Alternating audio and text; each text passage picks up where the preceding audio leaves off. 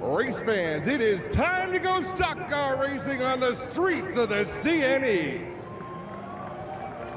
It is time for the Pinty's Grand Prix of Toronto. Before we meet the starting lineup, please join me in welcoming some very special guests. First, our honorary starter from Tim Hortons, Ralph Shepard, who's made his way to the start-finish line.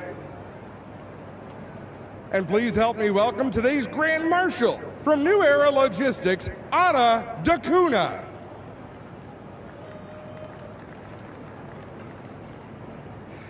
And now let's meet the starting grid for the NASCAR Pinty Series Grand Prix of Toronto. Starting 25th from Stayner, Ontario, the GMS Sheer Metal Products APC Chevrolet number 9, Brandon Watson. Starting 24th from Ohsweken, Ontario, the GSR Ohsweken Speedway Chevrolet number 0, Glenn Stiers. Starting 23rd from Toronto, the rigid Ryobi Queensway Truck Center Dodge number 61, Brent Weller.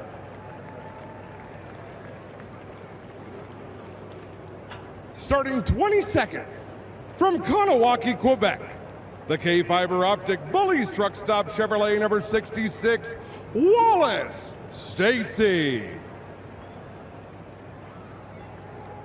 Starting 21st from Toronto, the RGC Sports Delta Bingo Valamo Chevrolet number 2, TJ Renamato.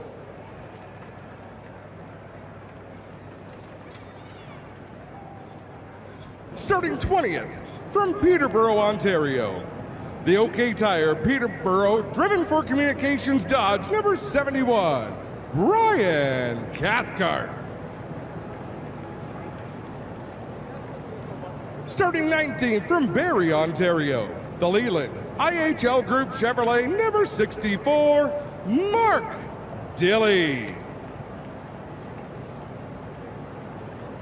Starting 18th from Montreal, Quebec, the RJ Investissement Fast Eddie Transit Chevrolet number 8, Ray Jr. Cordemanche.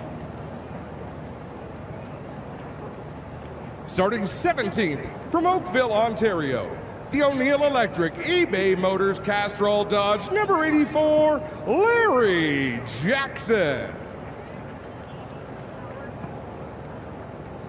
Starting 16th from Saint-Donat-de-Montcalm, Quebec, the Prolon Russo Metals Ford number 1, J.P. Bergeron. Starting 15th from Kahnawake, Quebec, the Bullies Truck Stop K-Fiber Optic Chevrolet number 92, Dexter Stacy. Starting 14th from St. Thomas, Ontario, the Castrol Edge Cathcart Trucking CIM Metals Dodge number 17, DJ Cannington. Starting 13th from Grimsby, Ontario, the FBM RGC Sports Quick Chevrolet number 20, Trayton Lapsevich. Starting 12th from Toronto, the Curb Records AER Dark Horse Trailer Chevrolet number 98, Sam Fellows. Starting 11th from Halton Hills, Ontario, the legendary Motor Car Company Ltd Dodge number 6, Peter Kloot. Now race fans, your top 10. Starting 10th from Bracebridge, Ontario, the MBS Motorsports Chevrolet number 31, Daniel Hua. Starting 9th from Milton, Ontario, the Arthur Electric B-Squared Deckles Dodge number 99, Matthew Scannell. Starting 8th from Terrebonne, Quebec, the Motos Illimité DLGL Ford number 39, Alex Gannett. Starting 7th from Halton Hills, Ontario, the New Tech Wood Ace Hill Dodge number 59, Gary Clute. Starting 6th from Boisbriand, Quebec, the Kamloops GL Electricité Automatisation Chevrolet number 13, LB Montour. Starting 5th from St. Leonard d'Aston, Quebec, the GM Paillet Chevrolet Canada number 96, Marc-Antoine Camarade. Starting 4th from St. Eustache, Quebec, the ESR Lacroix Tuning Boulonnais Dodge number 74, Kevin Lacroix. Starting 3rd from Lachine, Quebec, the Viagra St. Hubert Quick Chevrolet number 18, Alex Tagliani. Starting 2nd from Trois-Rivières, Quebec, the WeatherTech Belle-Mare Dodge number 47, L.P. Dumoulin. And your pole sitter from Roxton Pond, Quebec, the GM Paillet Chevrolet Canada number 27, Andrew Ranger. Now, race fans, we ask you to please rise and remove your hats as I welcome Ken De Los Santos to sing the national anthem. Oh, Canada, our home and native land, true patriot love in all of us command. With glowing hearts we see thee rise, the true north strong and free. From far and wide, O Canada, we stand on guard for thee. God keep our land glorious and free. O Canada, we stand on guard for thee. O Canada, we stand on guard for thee.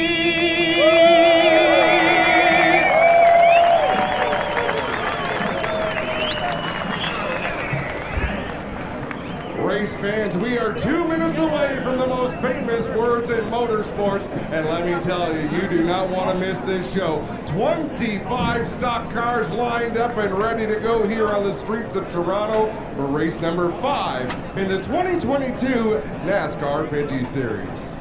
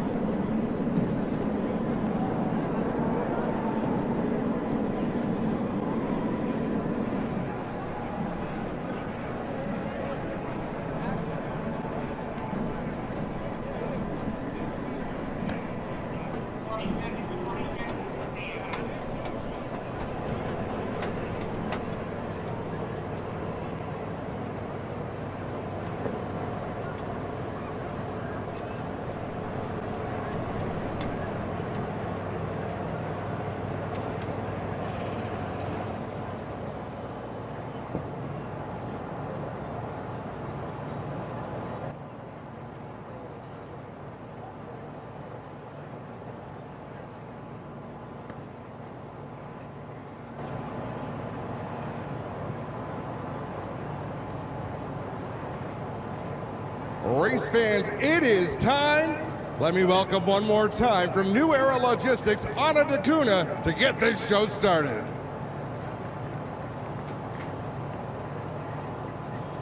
Drivers, start your engines!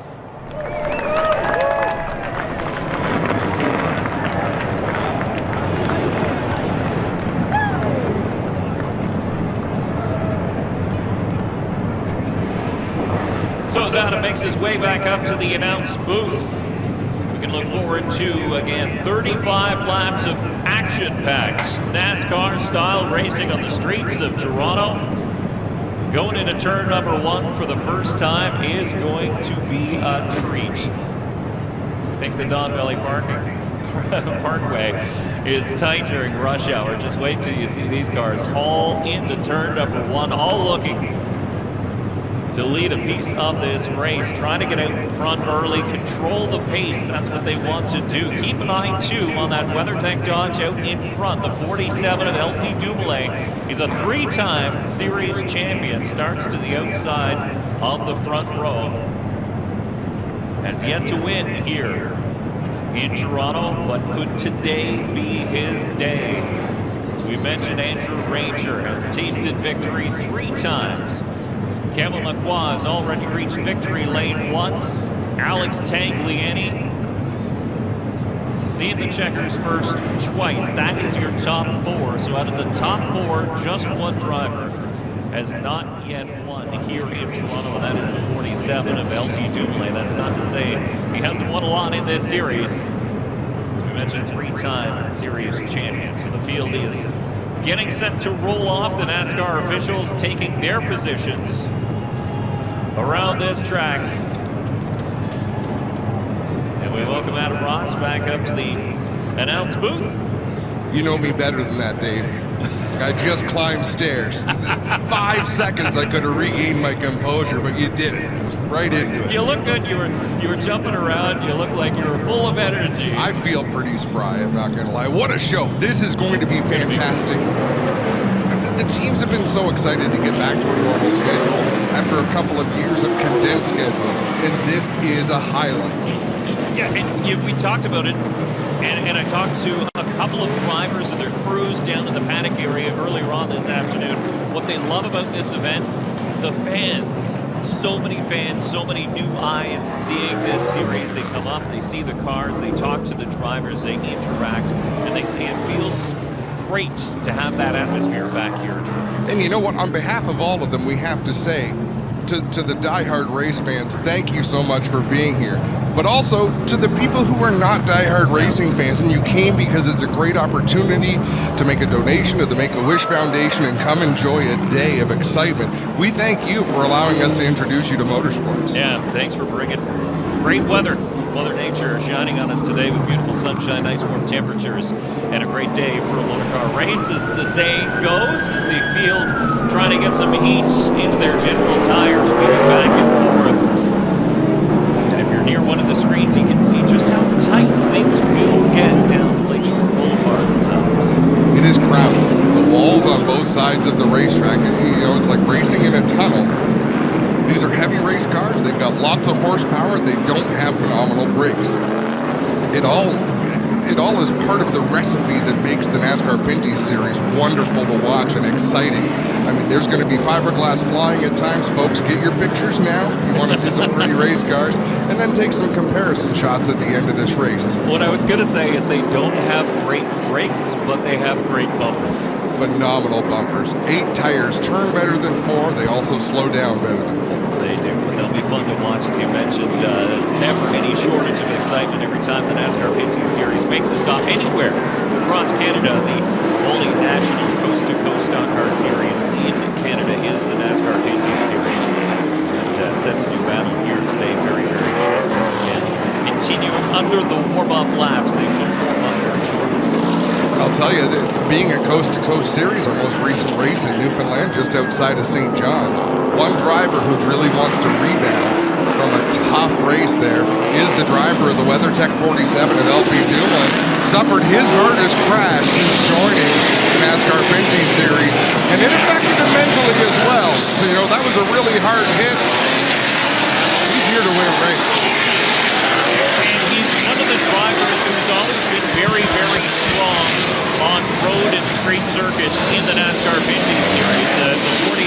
LB Dumoulin. He's won at Canadian Tire Motorsport Park. He's always been in contention, but you're right. It was a tough lick in Newfoundland for the 47 team. They've come back. They've sort of caught their breath, but you're right. They're looking to turn their season back around in a positive direction here today. One team that did not travel east was Sam Fellows, that number 98. He's got a great starting spot here today. Look for big things out of the red and white Curb Records 98. Sam's father, Ron Fellows, will be up on top of wherever they spot from here. I believe down in turn number 1. He will be the voice in the sky for Sam Fellows. I saw on social media, actually, Ron took Sam around this track, gave him some last-minute pointers yesterday to show him just some tricks of the trade, because when you have a Hall of Famer for a dad, it's always good to have him as a coach as well and maybe give a few extra pointers. But we're seeing a lot of drivers, too, inside the top 10. Some drivers that we haven't seen a lot of in 2022. LP Montour in the 13. He qualified 6th. That's a bit of a surprise. Because he's only run a couple other starts in the NASCAR Pinty Series. Alex Guinnett, the number 39, he's a veteran of the series, but not necessarily in 2022. This is his very first start this season. And Daniel Bois, the 31, just the second time he's been behind the wheel of a NASCAR Pinty Series stock car, and he'll start in 10th. It's one of the fun things about this series is you have drivers who are looking to win a points championship where you have to be conservative. You have to be there at the end of the season. We've got a bunch of drivers here in the top 10. They don't care about points. They are here to finish on the podium today. 35 laps, they're here to get it done. Some of them may not race again this season. For the most part, we'll see some of them out at Canadian Tire Motorsport Park. Usually if they commit to it, they'll commit to CTMP and Toronto. But folks, we are ready to go racing. Andrew Ranger in the GM Paillet number 27. LB Dumoulin of the WeatherTech 47. Look at the field bunch up as they snake their way towards the home straightaway and the start-finish line, where Ralph Shepard, the honorary flagman, will be waiting to give the green flag. What a beautiful sight, race fans. Ranger in the 27, Dumoulin in the 47. The green flag is out on the Grand Prix of Toronto. One of the biggest races of this, moments of this race is always the charge down into turn number 1. Great job by the front few rows to get things sorted out. Everybody looking for racing room and grabbing a gear. Here's what's unique about the stock cars on the streets of Toronto as the back end hangs out through corner number 2 as they set sail down the back straightaway for the first time. Turn 3 is a great passing opportunity. And it looks like Tagliani alongside the 47 of LB Dumoulin. Kevin Lacroix's going to poke his nose in there as well. It was a well-defended move by Dumoulin. He lost the 2nd spot, but nice job to keep the 3rd spot. Kevin Lacroix back to 4th. Gary Kloot settles into 5th in the 59. All of the top 5 are points racers in the series, but then we've got the wild card. Alex Guinnett in the 39, a good start to be up in that 6th spot. Remember, though, the 59 and the 74 do have a history on road courses. The last time these cars were turning left and right, Kloot was the leader going into the last corner, and it was the 74 who actually knocked him out of the way and into the wall. So does Gary Kloot remember that, as we got a problem already on the 66 of Wallace Stacey. Wallace Stacey a little bit slow out on the racetrack, and we are under a full course yellow. And this was a concern coming into this race. Wallace Stacey and Glenn Stiers, I believe, involved in the 0. A couple of old buddies sat beside each other at the autograph session. They may not be as buddy-buddy tomorrow as the nose completely knocked off the front end of the Bullies truck stock number 66. He's got a cut right front tire, does Wallace Stacey. He'll find pit lane, but there's fiberglass Souvenir. laying on the racetrack. You see debris, I see a souvenir for some lucky fan later on. That would be a good one, actually. You could put it up on your wall. I used to do it when the ASA series had come to Cayuga Speedway back in the day. I had chunks of Dick Trickle's car and Bob Seneker's car. Wallace Stacey along pit road and the Bullies truck stop number 66. They're having a hard time getting that car lifted into the air, even to get the jack under it.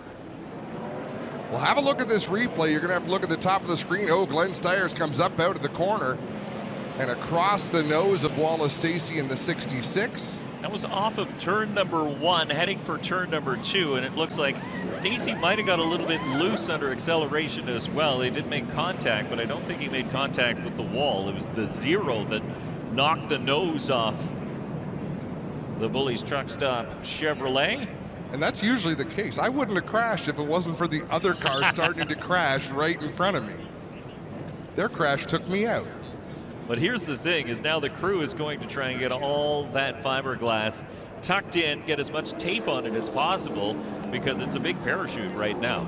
The advantage is, though, get the fiberglass off. You get a lot of cooling on your front brakes and your front tires. So that they want to pull as much off as they can. You can't have hanging body panels, but you have to have that ductwork accessible to cool the engine, get it through the radiator, and cool the front tires and cool the brakes. Interesting you say that too, because if you walk through the paddock a little bit earlier on today with the hoods up on the race cars, you can see 4 hoses going from the nose of these cars to the brakes, trying to get as much cooling air to those brake rotors as they can, keep those temperatures down. But you're right, with no nose, you don't need hoses. You've got just one big opening.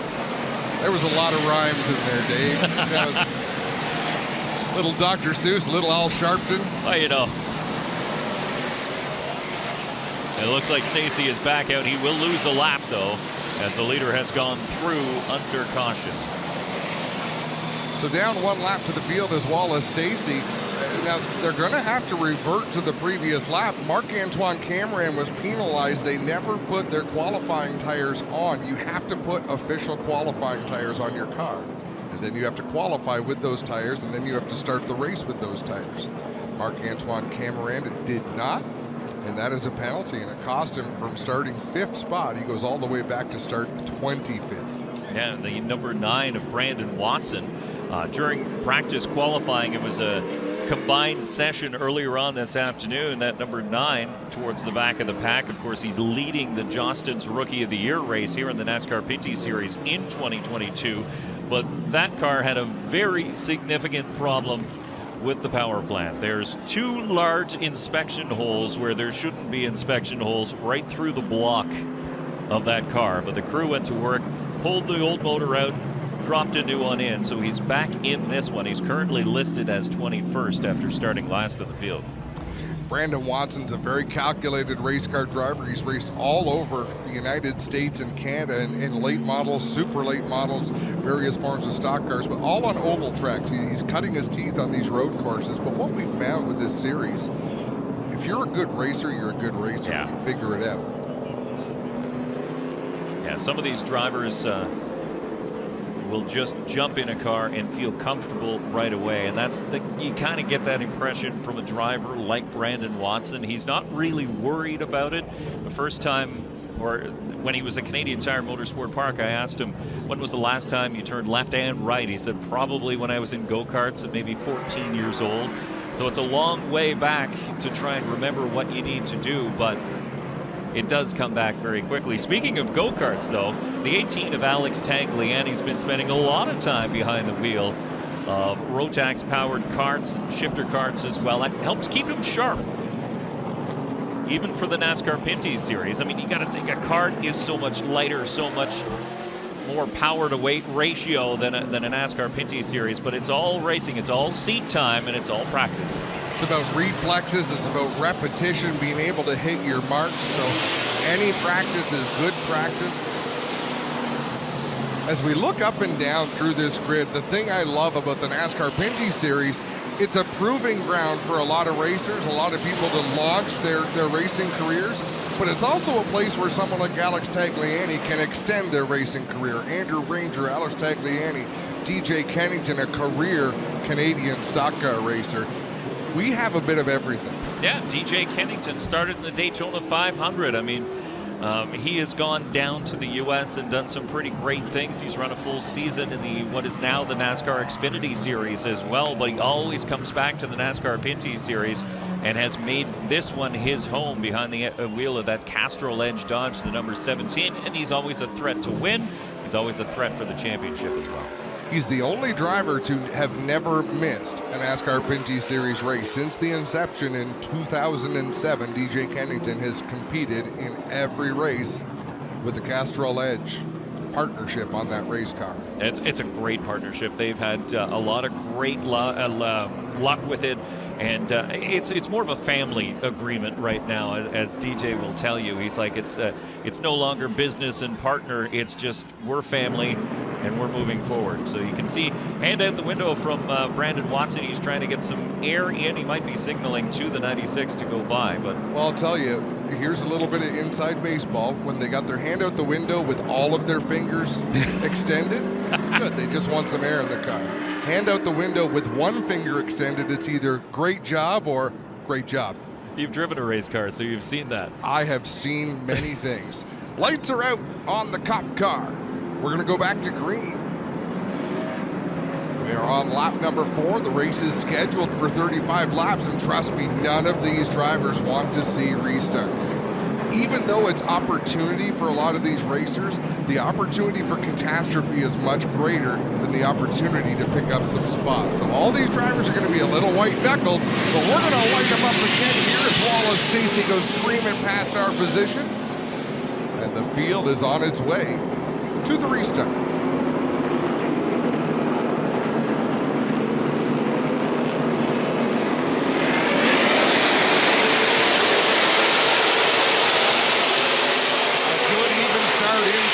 Outside, Kevin Lacroix looks to the inside of Alex Tagliani down into turn 1. Ranger gets loose under braking. They're side by side.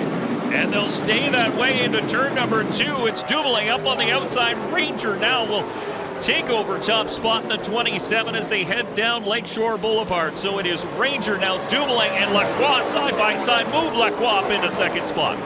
Kevin Lacroix with a great aggressive start alongside LP Dumoulin. Look at that car wiggle under braking. And look at Dumoulin up on the outside, a heavy brake maneuver to try and get up alongside the ESR wheels. Number 74 couldn't quite make it stick. He'll slot back into third position, but a great try here in the early laps for the driver of the 47. We've seen drivers make passes almost everywhere around this racetrack, but there are preferred spots. Turn 1, turn 3. Dexter Stacy going around the 20th. Trayton Lapsevich out there for position. Anytime a driver slips, there is going to be opportunity, and I just saw one at the top of the screen. Somebody got off the pace. We'll see if anything became of it, but Andrew Ranger looks like he's going to lead here at the stripe, but Kevin Lacroix applying the pressure.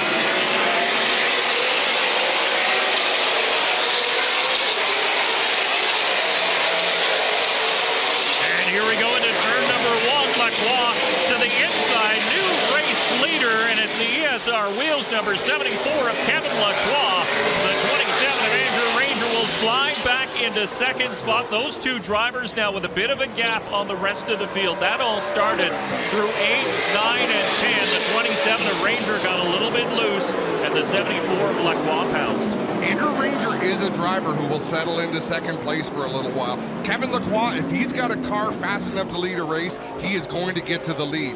Andrew Ranger, he's a veteran these days. He'll settle back in second and size things up as long as he's not feeling too much pressure from behind. I believe we're going to see Ranger just shadow Kevin Lacroix for a little while. Have a look at the rookie stripe on the 13 of LP Montour, currently sitting in 5th place, pressuring the 18 of Alex Tagliani. Montour, a veteran of the Trans Am series. He's run in the TCR class behind the wheel of a Volkswagen. Now he loses a couple spots as the 59 of Kloot goes by, as does the 39 of Alex Gannett.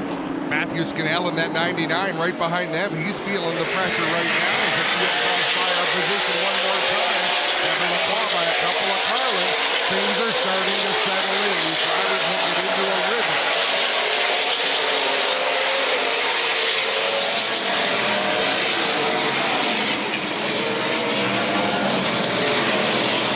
This is where things sort of start to settle down a little bit. You see the entire field essentially single file as everybody follows in the tire tracks and the car in front of them, except for Marc-Antoine Cameron, who has a bit in his teeth, and he is trying to make up as many places as he can.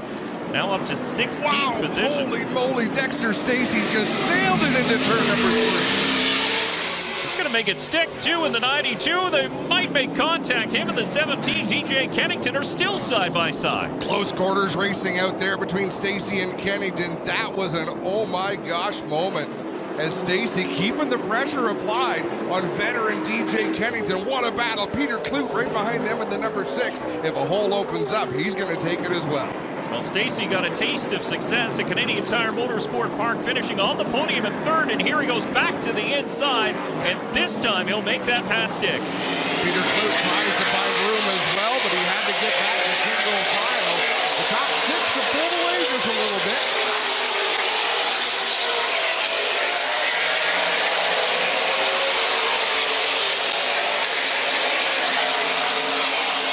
What fun racing to watch out here. Drivers coming up through the field. DJ Kennington under attack again. This time by Peter Kloot in the 6th.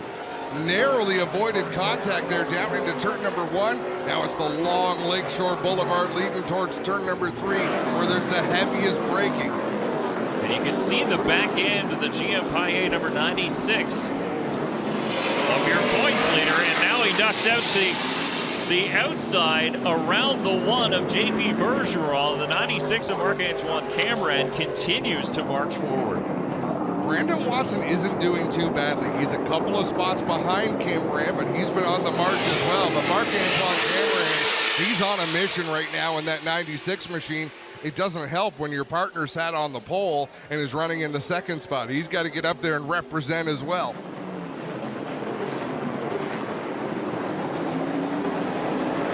DJ Kennington, it's curious, he's really running a wide arc into a lot of turns. It's leaving him exposed on entry to a lot of the corners.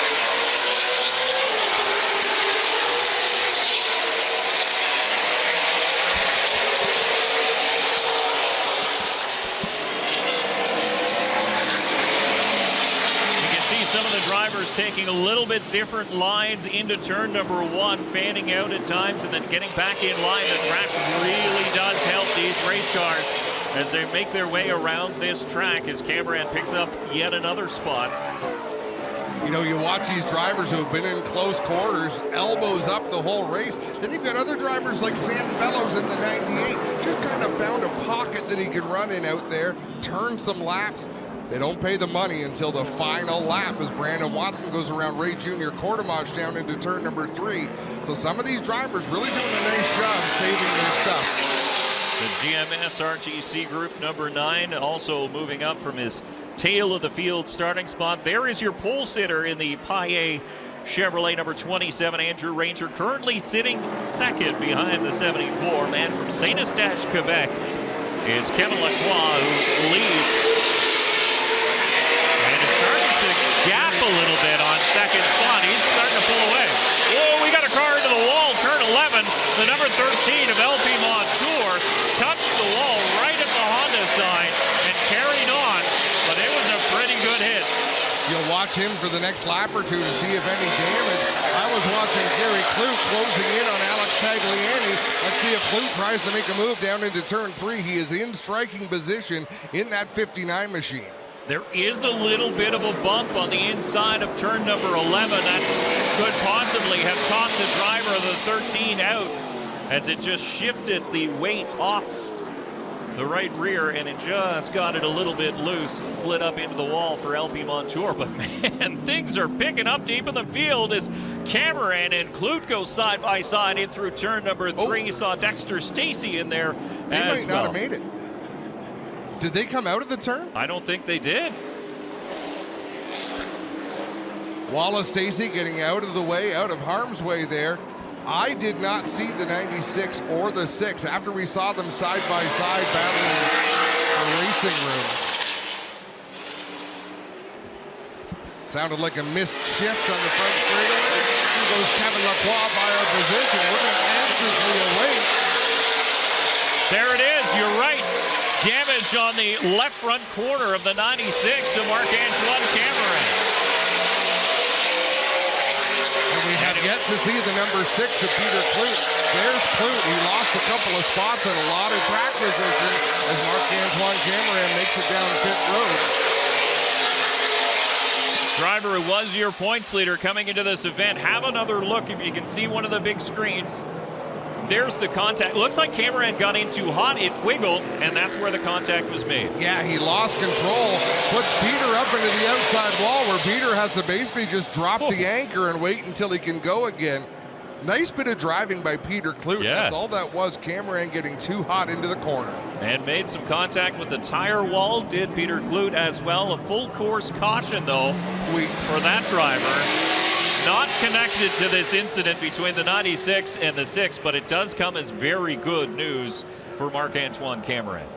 We heard last time coming down the front straightaway, Glenn Steyer's either missed a shift or lost a gear in that zero machine, revved it up. So the things you run the risk of doing there is ripping the transmission out of the car or the rear end or blowing the engine. If you miss a shift and hit the gas, it'll rev up pretty quick, and the components inside these engines don't like that.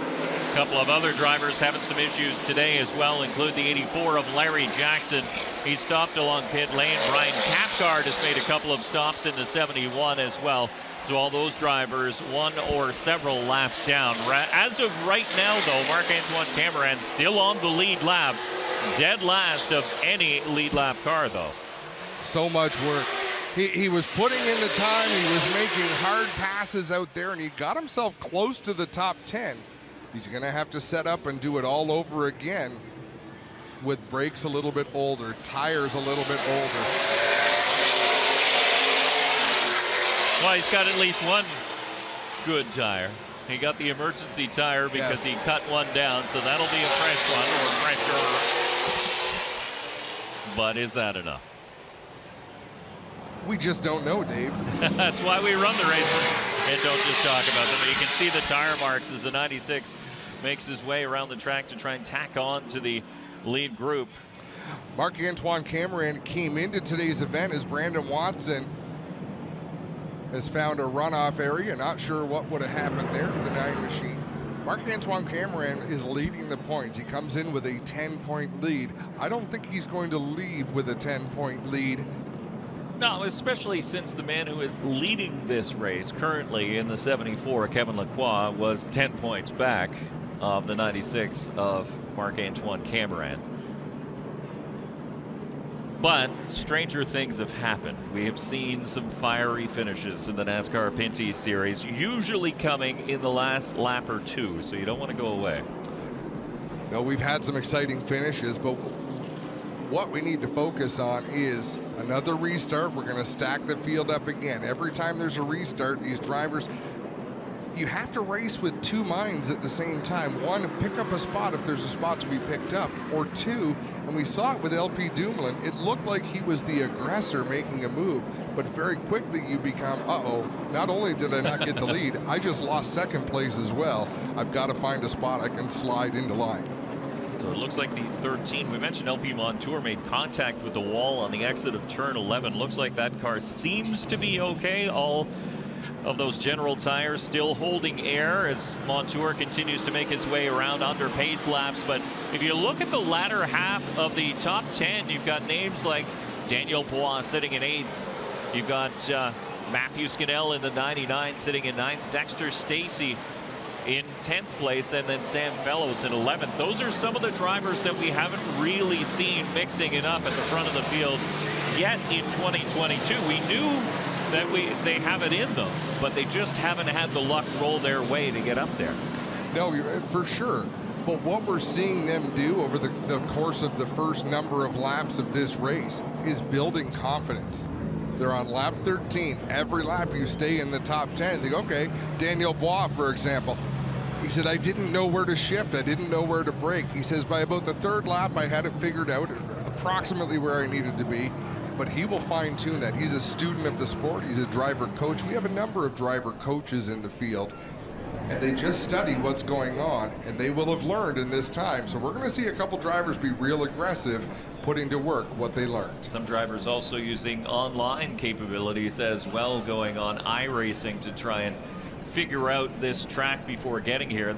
With it being a temporary street circuit, it's not like you can bring the race car out and do practice laps on a random Tuesday as you can at a permanent road course, because the local constabulary will be awfully angry with you if you start flying down Lakeshore Boulevard, especially in the opposite direction. But it is a sort of a level playing field for everybody, because you come here, you have to learn quickly, you have a quick practice session qualifying, and then you're into the race. Did you notice what's on the schedule for tonight around midnight? I didn't. Track scanning. Oh, that's interesting. So iRacing is going to get a new track maybe very shortly. An updated Toronto Indy, which is pretty exciting stuff. Racing simulation, and you see different spots around the facility. I know at the Toronto Hotel there, they had a simulator down in the lobby. It's amazing what they've done with technology, and a lot of these drivers do take advantage of that. Yeah, Trayton Lapsevich, another driver who uses iRacing and uses online racing, and actually helps other drivers with online setups and such. But not only does he do that, he also races a late model on oval tracks as well. So these drivers don't just race in the NASCAR Pinty series. They generally get their feet wet in a number of different categories as well. No, you're absolutely right. Get off your phone, James. You're at a race. I'd be on my phone too. You got timing and scoring. You've got live feeds to look at. That's the beauty of it, right? You can get all the information in the palm of your hand while you're here under caution. What a great crowd. Thank you so much to the fans for sticking around. I hope you're entertained. It's been great, hard racing, clean racing at the front. A couple of drivers have been out there mixing it up, and I think there's a lot more to come. Well, you talked a little bit about restarts and how, yeah, there's an opportunity to gain some positions, but there's a bigger opportunity to lose a lot more. And you'll see some of the drivers now trying to keep their cars are weaving back and forth. They're trying to keep as much heat in those tires as they possibly can, because you don't want to head down into turn number 1 with cold general tires, because it's just not going to stick, and your day could end pretty quickly. It's a treacherous time. I mean, Kevin Lacroix, we saw him stay in line on the first start. The next one, he was on the outside. He didn't let Tagliani, but Tagliani out-pulled him at the start. He immediately fell into line and then attacked on the inside. So a lot of lane changing, a lot of aggressive moves. Here we look at the curb records. Number 98 is Sam Fellows. That's a clean race car, not a mark on that 98. He's doing the job right now that he needs to do. He'll be pretty happy with this run so far, but if I know Sam Fellows, he'll be wanting a little bit more in that AER Chevrolet. And these are the races that Sam Fellows has circled on his calendar. He's the driver who has raced here in the past, as a matter of fact, in the Porsche GT3 Cup Series that ran here in years gone by. So he knows the track a little bit, but when you get behind the wheel of this car, it's so much different than anything else you've ever driven. That's something that new drivers to this series, no matter what their experience is, they get behind the wheel and they say it takes a little while to get the feel of this car, just to know how far you can push it, how far you can dive it into the corner. It is so much different. Not like a late model. Late models stick into the ground. Obviously, formula cars, Porsches have engines in the back, so they handle a lot differently. But these cars are different. They're tricky to drive. They're beasts. Yeah. Right? It's like the difference between riding a horse and riding a bull. Right? The result is the same. It's just a different way to go about it, different level of aggression. These are not a high-performance handling vehicle. They are a beast with lots of engine, and you really have to control them. There's a lot of work with your feet, a lot of dancing with your brake foot, your throttle foot, the steering input. And that's the intention of the NASCAR governing body. They want to put it back in the hands of the driver. They don't want to work on aerodynamics, who has the best package that day, who has making the most downforce. They want to see the best driver on that given day in their equipment, who can make it work the best. And that is what the NASCAR Pinty Series is. Man, I didn't even notice, and that was well said. You're absolutely right. I didn't notice Larry Jackson fell out of the race. A 25th place finish for the O'Neill Electric. eBay Motors Canada sponsored number 84. His day did not start well, and it did not end well, unfortunately. Yeah, I saw a quick glimpse of him sitting along pit lane, but unfortunate for that driver. It's always got a smile on his face, very personable, is Larry Jackson, of course, a firefighter in nearby Oakville. And yeah, he's been with the series for a long time. He has so. He's been in the sport for a long, long time. Believe started his racing career in the 1980s. over at Flamborough Speedway just outside of Hamilton. And the drivers just don't stop. They don't stop scrubbing their tires. You want to keep the heat in them. You want to keep the debris off of them. So you're almost using the pavement under you as a brush to keep the tires clear. Well, and that's the thing too, because your tires are up to temperature, they're hot. As a matter of fact, if you've never been around a race car that has just come off the racetrack and you touch the tire, it's actually quite hot to the touch, quite gummy. Don't touch the tire. Don't touch the tire, you'll probably burn your hand. But what that does is, under these slower conditions, it picks up the rubber that's been laid down in the corner, and then you try and go into turn number 1 for the first time, and it's like rolling on ice. So that's why the drivers are weaving back and forth to try and keep those tires clean and, again, maintain that temperature. Pace truck peels off the racetrack. Kevin Lacroix is the control car. Andrew Ranger just goes over to give him a little nudge. That was interesting, wasn't it? You don't see that very often. Not under pace laps, but it's one way to form up as you come back to the green flag. And you don't poke the bear. Kevin Lacroix is pretty mild-mannered until he isn't. Well said.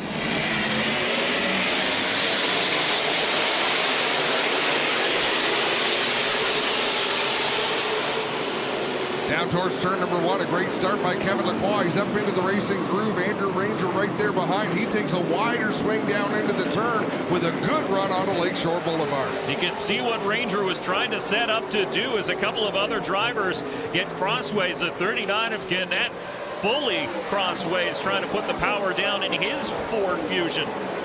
But Ranger was trying to get the momentum out of turn number 1 into turn number 2, and now here comes the 18, turn number 3, side by side with the 47. They rub a little bit up through turn number 3, off to the exit, still side by side. That is not an easy place to go side by side. Brent Weller in the 61 has spun around, and it's blind right now what he's seeing, so he gets that car fired. He's going to spin it back around, find reverse. It's kind of like Austin Powers. Forward, backward. I believe we'll be able to stay under green.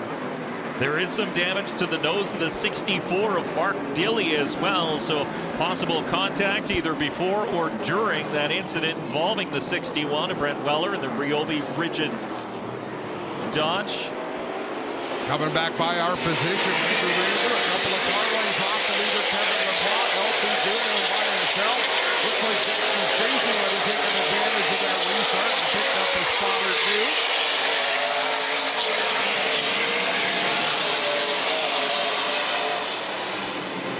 Things are getting tight at the front, though. The 59 of Gary Klug took a peek down underneath the Viagra Saint-Hubert, number 18 of Alex Tagliani. Had to back out at the last minute. Tagliani closed the door in turn number 1 after the 47 WeatherTech Dodge didn't complete that pass during the last lap. I'll tell you who lost some spots on that restart is Sam Fellows in the 98. He's all the way down to the 15th spot as we see Dexter Stacy slinging that car side by side alongside LP Montour, and the 13 Stacy is flying. And that 13 car not handling as well as it did early in this race. He's now come back into a battle with the number 20 of Trayton Lapsevich. I think he had some help in not handling very well, and I think he's going to thank the 92 of Dexter Stacy for the problem that he had. He threw it in a ton. Turn number 8, he just saw a small opening and went for it in LP Montour and got that position back.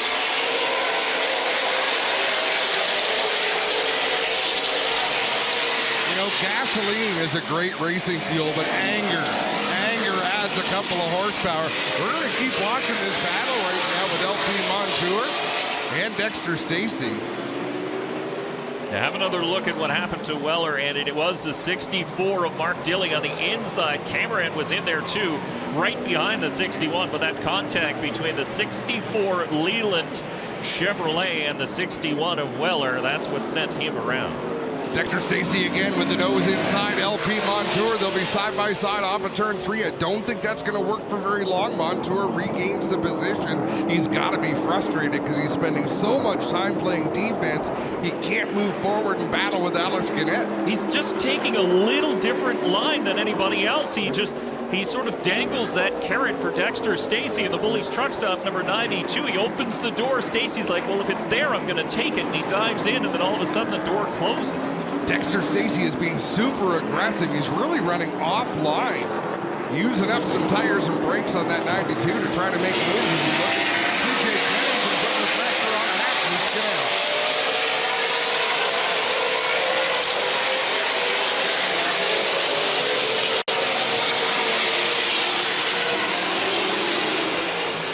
It's almost like a burlesque show with Wallace Stacey. Every lap he takes a little bit more of the body work off. Whoa, we got another car up into the wall almost. J.P. Bergeron, yeah, the only Ford Mustang in the field. If he caught the wall, it was just a little bit, but he was battling with the 96 of Marc-Antoine Cameron. There you see some debris down the back straightaway, and I believe that came from the 64 of Mark Dilley. That'll blow away. Yeah, you can see the front end is completely broken up on the Leland number 64 of Dilley, so he'll find his pit stall. No caution, though. We remain under green. Andrew Ranger starting to put the pressure on Kevin Lacroix, closing in some of these corners. And all he'd be doing right now is filling the rearview mirror. He wants Kevin to have to look behind him as much as he can, because whenever you're looking behind you in a race car, you're not focused on what's coming up ahead. But he can't rattle Kevin Lacroix, no matter how much you try, unless you start roughing him up a little bit. Then he gets a little angry at times, but oh, we got problems for the 9 of Brandon Watson into the tire wall. That's turn number 8. He just rearranged the tire wall a little bit. He'll get going once again. He's got a tire rub. Well, that was handy. It happened right at the pit entrance. They'll head down pit road. And we are under a full course yellow, so I believe what might have brought out that yellow was the fact that the tire wall got moved, exposed some bare concrete. Let's have a look. You can see Watson just getting it a little hot, the back end stepping out under a downshift and straight into the end of that tire wall. Luckily, it was a tire wall and not concrete there. Is it any coincidence Marc-Antoine Cameron had just gotten behind him? And as we said with the leader, Kevin Lacroix, as soon as you glance into your mirror, everything happens so quickly in a race car. You get into a rhythm. You look in the mirror, you wreck your rhythm.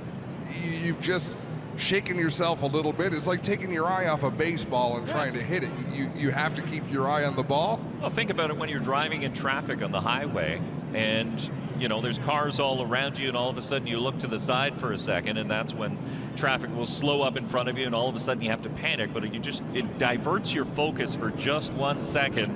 And when you're driving at speed, you need to time your downshifts, time your braking points, and if you miss that by a fraction of a second, that's when things go wrong. So we'll try to take you through the rundown. Timing and scoring is a little bit goofy right now, but we know Kevin Lacroix is the race leader in the 74. Andrew Ranger in the 27 runs second. LP Dumoulin is third in the 47. Fourth is Alex Tagliani rounding out the top 5. The 59 of Gary Clute. 6 through 10. 39 of Alex Gannett. The 13 of LP Montour. The 92 of Dexter Stacey. The 20 of Trayton Lapsevich. And the 31 of Daniel Bois. 11th on back is the 17 of DJ Kennington, 99 Matthew Scannell, 96 Marc-Antoine Cameron, the 1 of J.P. Bergeron, the 98 of Sam Fellows, the 8 of Ray Jr. Cordamont, the 2 of T.J. Rinamato, 61 of Brent Weller, the 9 of Brandon Watson. I didn't see if Watson made it out. Other than Brandon Watson, all of those cars, I'm sure, are on the lead lap. Watson, I'm not sure if he got out ahead of the pace car or not. And as we mentioned earlier, a couple drivers who had some issues earlier on today. Wallace Stacey has been in and out of pit lane in the 66. Brian Cathcart in the 71 also has visited pit lane several times. Peter Clute made slight contact with the tire wall, but he was in for repairs, and he's now 9 laps down. Glenn Stiers in the Oshwegan 0 is 10 laps down after being pushed off the racetrack with a stalled car, and the O'Neill Electric number 84 of Larry Jackson stopped on pit lane 15 laps down.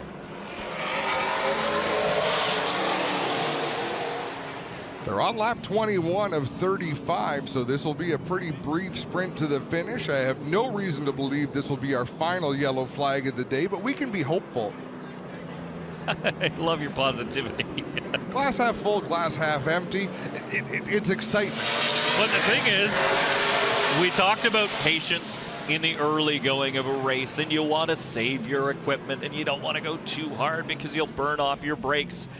But now, with 15 laps left to go, now is the time to go. Now what you've saved, it's time to use up. Maybe. If you're LP Dumoulin, the 47, the 18 of Alice Tagliani, maybe you're still saving. Have they shown everything they have? You know, you just don't know. If you save and save, we've seen so many different endings. Someone come on like gangbusters. I'll tell you who has not saved anything, and that's Dexter Stacey in the 92. That is what 100% looks like, race fans. He has been fun to watch all day, hasn't he? Phenomenal. Made some great moves, some aggressive moves. He's not afraid to stick it in there. He's not afraid when they come back and pass him back again. He'll just wind up and give it another attempt. Your poor piece of fiberglass on the back straightaway. Now it's about 3 pieces of fiberglass because it appears as though it's been hit maybe a few times. But the cleanup crew going to head out and tidy that one up before we go back to green. So we continue under caution, as Wallace Stacey will be given the free pass, I believe, as he's lining up, heading up to the front of the field.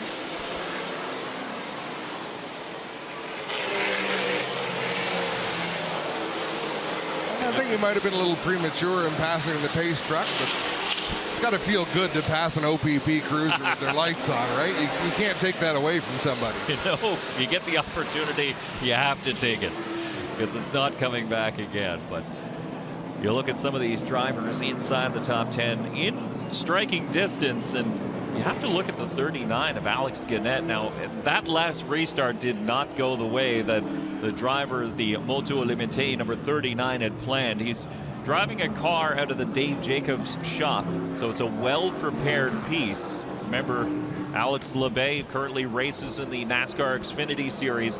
He won a championship with Dave Jacobs. Alex Gannett currently sitting in 6th position. Not a mark on that car, so keep an eye on that one as well. No, it's looking good for sure. Most of these cars up near the front have remained unscathed so far. Yeah, the 59 of Peter Kloot coming, Gary Kloot coming with a brand new sponsor on board that car as well. Ace Hill Beverages coming on for the Grand Prix of Toronto. He's given them a good run, sitting inside the top 5 currently. Always fun when we see new partners come to the racetrack, whether it's an event sponsor or a sponsor on a car. Looks like the 20 of Lapsevich there. You can see the nose of Lapsevich does have a little piece of that. It appears as though that is the driver who hit the fiberglass that was sitting on the back straightaway, making it go from 1 piece of fiberglass to 3 pieces. But some of it is still hanging on to the front grille. Now, we laugh about that and say it's kind of funny. He won't be liking when his temperature gauge starts to creep a little bit higher because it's blocking off about 1/4 of that opening. And that's what these teams do to build heat in the engines. They'll run tape over part of the opening. On a day like today, you won't have much tape at all because you want as much air to that radiator as you can get. Let's watch for the 20 machine. There he comes now. It looks like it is mostly off to the side of where the opening is, but it's there.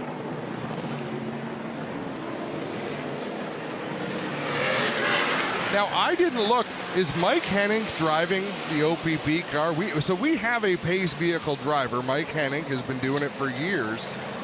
Would he be allowed to drive a police cruiser? I don't think you are. I just have a feeling that it must be an OPP officer. I don't think they just hand the keys over to everybody. He looks like a cop. He does. Like if you saw him pull up beside you. He makes a great NASCAR official because standing in the pits, if he comes up to your pit, you know you've done wrong. He's a fabulous human being. Mike Hennig is a great guy. Been around a long, long time with the series. We've traveled the country with him for years. And he does a great job.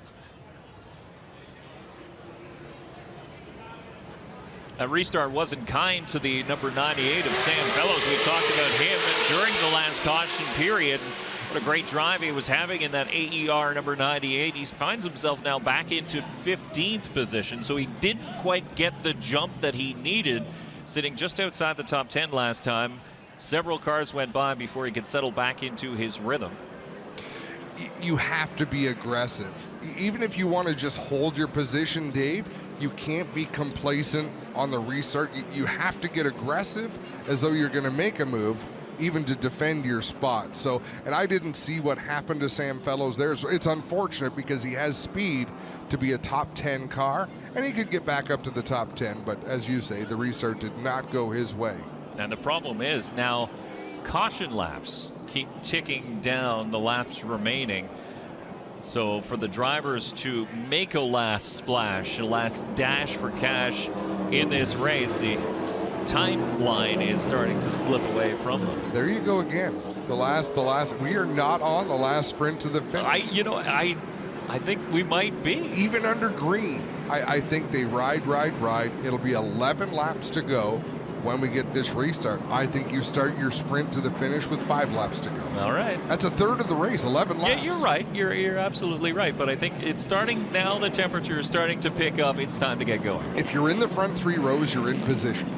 If you're not in the front 3 rows and you think you have a top 5 car, you got to go. Yeah. Right now, you got to go. You got to make some moves. But I do think if you're Dumoulin, if you're Alex Tagliani in the 18, you're still all right. Let these two lions at the front sort out their battle. And they will.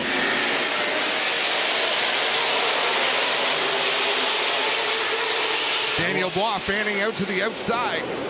Love that land rush start into turn number 1. Some contact there between the 59 and the 18 as Tagliani got a little bit crossways. Now he's got a rear bumper filled with the 59 of Gary Kloot. How about Alex Gannett in that 39? He's battling for the 3rd spot out there as they race down Lakeshore Boulevard. How's it going to shake out?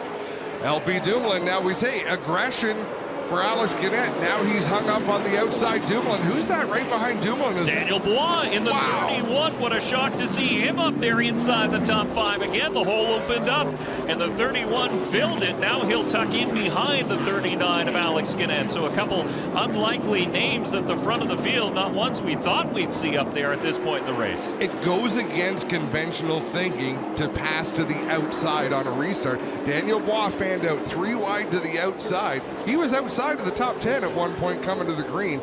Now he's racing for 5th spot. So he obviously got a great turn 1, big run down the Lakeshore Boulevard. He made the most of it. No problems for the 92 of Dexter Stacey into the tire wall in turn number 8. And what an end to a great day for the 92 as he tries to refire, still under green, no caution yet, but he can't quite pull away from that tire barrier in turn number 8. I'll bet I know how he got there. I'll bet you the battling with the 13 was so intense. I will bet you when we have a look at this replay and Dexter Stacey, the car quit on him again. He's able to get it refired to head on to pit road. What a heartbreaker for Stacey in the 92, but I'll bet you it was his battle with the 13 of Montour that led him astray. You might be right. They had been going at it so hard as a 31 of Daniel Blois. Turn number 3 will pick up another spot and mark Daniel Blois into 4th position now. A little bit of bumping between Gannett and Gary Kloot. They get that sorted out. It's a nice thing about stock cars. It's how you assert your position. Rub a little bit. Let's have a look at this replay. Yeah, I think LP Montour might have assisted Dexter into that turn, but that is pure speculation. If you look at the replay, we just caught the end of it. By that time, the 92 was already crossways. And into the tire wall as Daniel Blois visits the same fate, brushing by that tire barrier that stuck out in turn number 8. Alex Tagliani did not get a good restart there. He's out of the top 5. Right now, the top 3 altogether.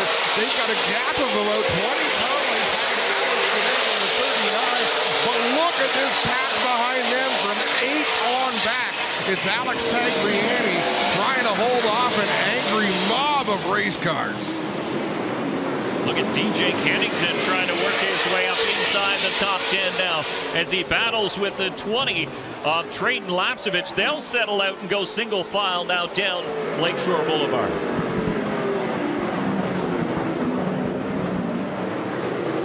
Now Gannett in the 59 of Kloot. Gannett is so close as the rest of the field comes filtering through turn number 3, but we're watching this battle for 4th position. Gannett has it, Clute wants it, and they are close. Actually, Clute has it, Gannett wants it. They both want it. Oh, everybody wants it. Oh, Dexter Stacy. He wanted to see the scene of the crime again. Oh, right in front of the race leader, Kevin Lacroix. Dexter Stacy gets that car fired. That could have been bad. He goes back down pit lane and will seek the attention of his crew, but you're right. Look at the gap is now closed between the top two. 74 of Lacroix still in control. The 27 of Ranger tucked up in behind, and look at the 47. LP Junley not too far behind. It's a 3-car race at the front of the field. We saw Marc-Antoine Cameron closing into battle with the 31 of Daniel Bois. As we take a look, Bois got up into the tire wall. So he lost some ground there, battling with the 39 of Alice Gannett.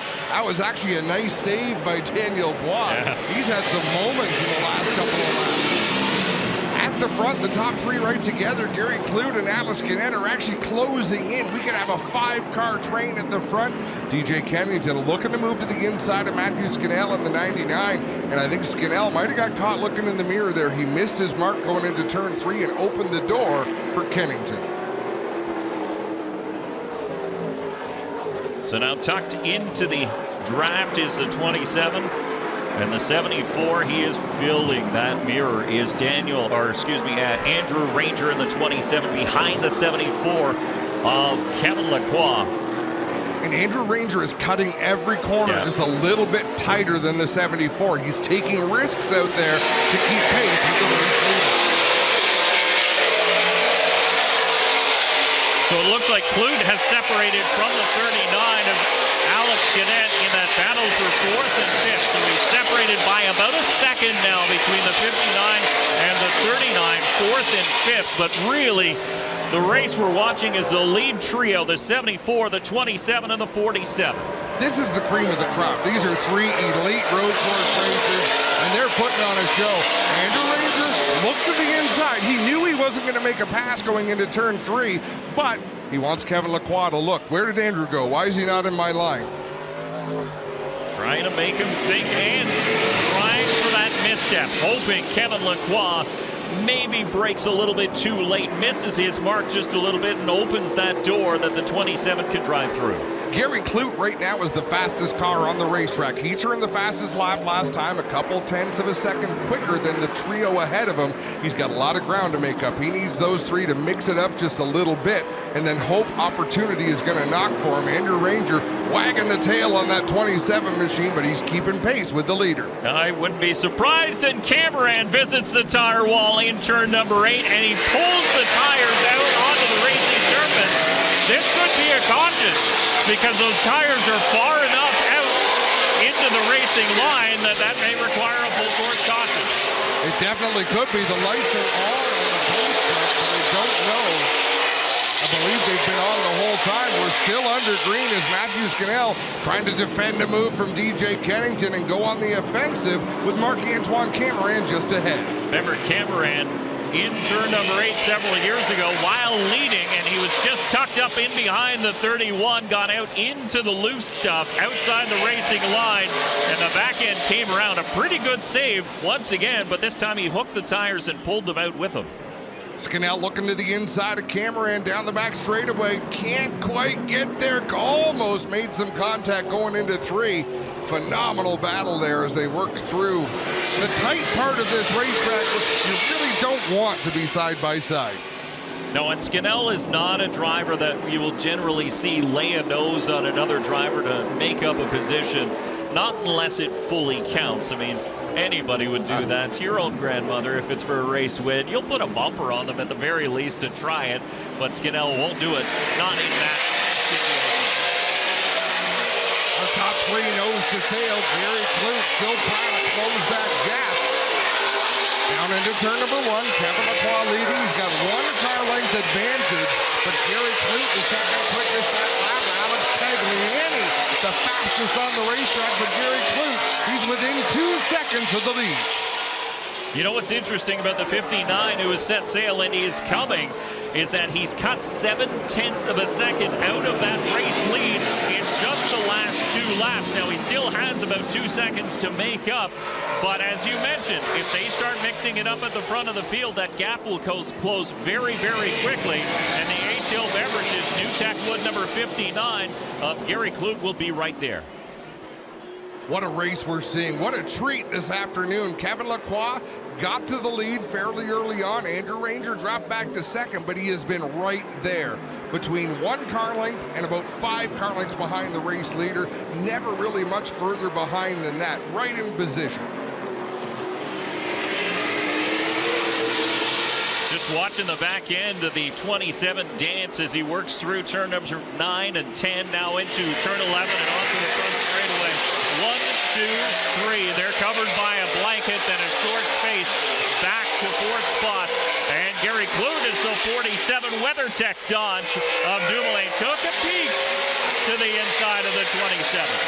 That was the best lap with Kevin Lacroix's turn in the last number of laps. Alex Tagliani has now become the fastest car on the racetrack, but he's over 5 seconds behind. He is really not in position to make that move, so Kevin Lacroix really starting to flex his muscle with 5 to go. And you can see the 47 of Dumoulin is now in the shadow of the 27 as they work their way through turn number 3 and 4. He wasn't quite close enough to make a move in turn number 3. He poked out to the outside and decided to follow. But keep an eye on that battle for second as the leader gets into lap traffic, and that's going to cost him some time. Wallace Stacy in that stricken number 66, again to the outside, trying to leave space, but it's so tight here. Wallace doing a really good job out there in the 66 to not affect the outcome of this race, getting well out of the way, so a great job by the rookie driver in the number 66 machine as the leaders come by. It'll be 4 laps to go. Kevin Lacroix leads by 3 car lengths.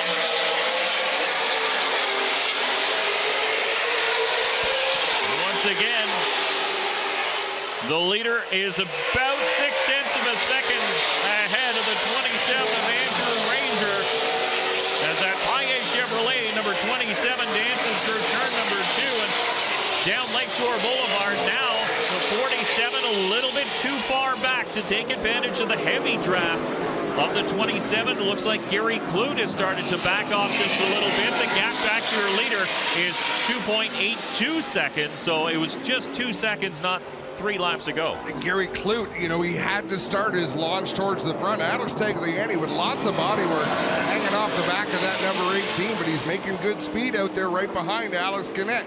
Tagliani would love a top 5 finish. Of course, he's won this race a couple of times. I think the way the season has been going for the Viagra Saint-Hubert Chevrolet team, a top 5 would feel like a win for Alex Tagliani here today. He is the quickest car on the racetrack right now, but he's still almost 5.5 seconds back of your race leader.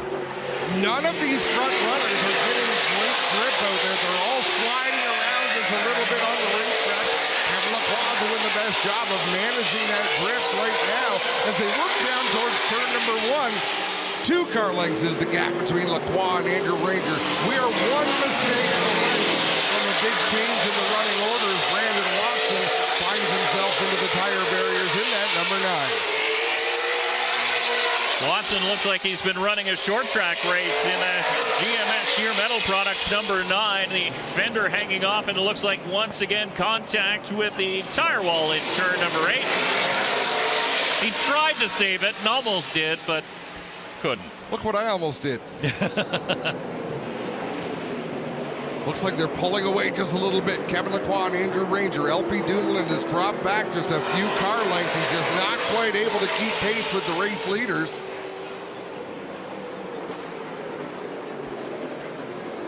And the laps are winding down in this one, folks. Lacroix has basically run a perfect race. He has not bobbled. He has not made an error this whole time. But Andrew Ranger is as gifted as anybody we've ever had in this series. And he is keeping the pressure on. He's keeping the race leader on it. Now we've seen in the history of the NASCAR Pinty Series, we've seen these two drivers drivers dice it up in the past, especially at the end of road and street circuits. So do not count out the 27 of Andrew Ranger. He is right now searching in his tool bag of tricks and looking to pull one out here in the final couple laps. He is so, and Andrew Ranger, he's looking for anything he can do in that 27 machine to make the move. Tagliani closing in on Alex Gannett. He'll take a look to the inside in a battle for fifth. Got up there right to the door, and Gannett will have no choice but to give up that position as Alex Tagliani moves into the top 5. And the NTN Fast Wheels number 18. This time at the stripe, the leaders are going to see the white flag. Well, everyone's going to see the white flag, but it'll be one lap to go. Andrew Ranger's got to get up on the wheel. If he's got anything, now is the time to show it. Kevin Lacroix still leads the way. Ranger is there, a car length and a half behind the leader. The last lap, Ranger was a hair quicker. And Ranger is coming. It looks like he is closing that gap. He's just a little bit tighter around some of these corners as the white flag waves. One more lap to go as they head down to turn number 1 for the final time. One more time around Lacroix. It looked to me like he missed the entry of turn number 11. Andrew Ranger closing in, using up all that racetrack as they head down Lakeshore Boulevard. Well, it looked like the gap had closed, but then at the start-finish line, it was actually Kevin Lacroix, the fastest car on the racetrack. So the 74 all by himself, heading down to turn number 3. Down into 3 they go, under heavy braking, noses down on these race cars. Andrew Ranger right up to the back bumper of the 74 Lacroix. Watch for turn number 8. That's really the last good place to try and make a move for Andrew Ranger, but will he be close enough to that Lacroix tuning number 74? There's a slower car ahead. TJ Rinomato on the lead lap right now, but the leaders are approaching.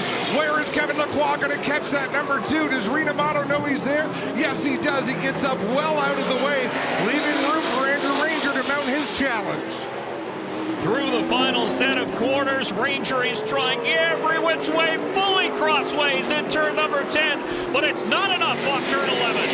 Kevin Lacroix down the home straightaway. Checkered flag is in the air. Kevin Lacroix wins the Grand Prix of Toronto. Andrew Ranger comes home second. LB Dumoulin comes home third. What a race. Gary Clute, Alex Tagliani, Alex Gannett, Daniel Blanc, LP Montour, Marc-Antoine Cameron, and Trayton Lapsevich. That is your top 10 at the stripe. Kevin Lacroix was up to the job today. Ranger put on the pressure. For those of you watching online, we're going to sign off, but it's time to head to Victory Lane for those of you in attendance.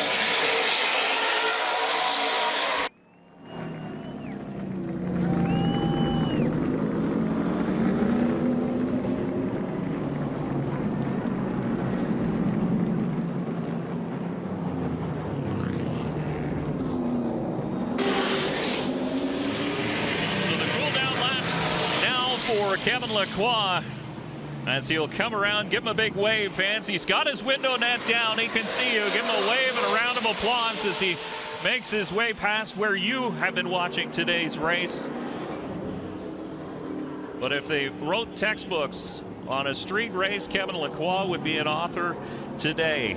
Started near the front, made an early pass, getting around the 27 of Andrew Ranger, and that's where he stayed, fending off several challenges. You can see the unofficial results as they stand. LP Dumoulin finishing in 3rd spot. Gary Clute, Tagliani, Gannett. Tagliani making that pass in the final couple laps to seal a top 5 for the 18 team. Daniel Bois, after visiting the tire wall in the 31, salvages a 7th place finish. And then you can see the second half of the top 20, DJ Kennington, Matthew Scannell, JP Bergeron, Sam Fellows, we talked about him, he finished in 14th.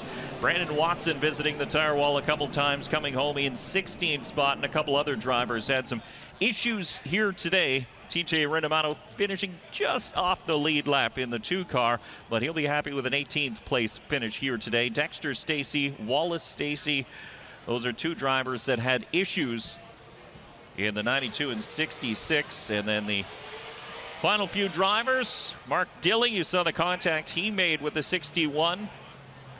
Brent Weller That ended his day. Brian Cathcart, Peter Kloot, Glenn Stiers, and Larry Jackson rounds out the finishing order as Kevin Lacroix comes onto the front straightaway waving the checkered flag. And you can see what's coming up tomorrow, folks. We'll start bright and early qualifying for the USF 2000 division, 8 o'clock start time, and then we'll get into the Indy Pro 2000 qualifying.